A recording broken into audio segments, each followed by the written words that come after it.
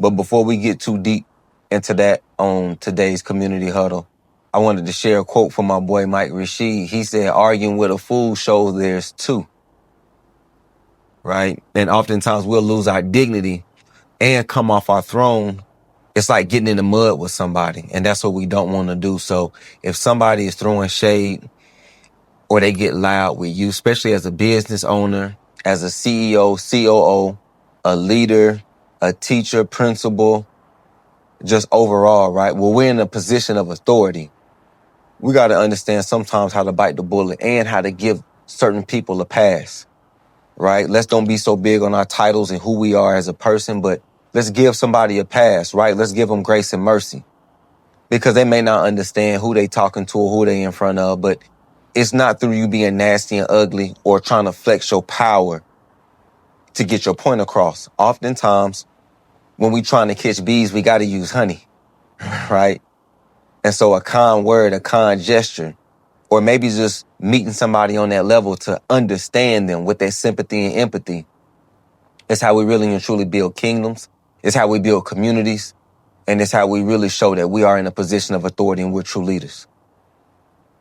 And as I express that today, it's just on my heart. And I want to share in this community huddle so we could grow, right? So we can have something to reflect on. So we can have something that kind of, mind exercise. You know what I mean? Challenge the brain, challenge the way that we think for a minute or how we may move. Not being nasty and ugly because we have money or material things, but really showing that compassion that we need to have for humanity. And it really reflects the reason why we're in position. And that's what I know will make us big time. That's how we build communities, because there is no community without unity. And we have to have a common goal and exactly common unity in raising our vibration, our energy, and our frequency, right? Changing our mindset, the way that we think. They said the most intelligent person is not the one that have law degrees, but it is the one that knows how to make mistakes, recognize their mistakes, and change their mindset from those mistakes, right? Or just from the way that they think. If I process my actions in one light, now I get a chance to change up my mind and reprocess and be proactive before I'm reactive on how I might do something. And then I can make a different decision, right?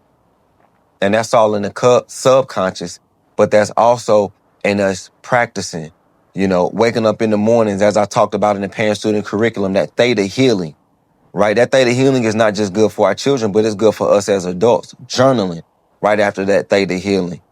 And then waking up early enough in the morning, when you first wake up, that 30 minutes to an hour where you're not scrolling or we on these phones, and we able to give ourselves that type of time. They say the body is the temple. So if we really want to honor the creator, God, Jesus, Buddha, Muhammad, whomever you may pray to, the Orishas, Olodumare, look, it doesn't matter, right? That system should be making you a better person.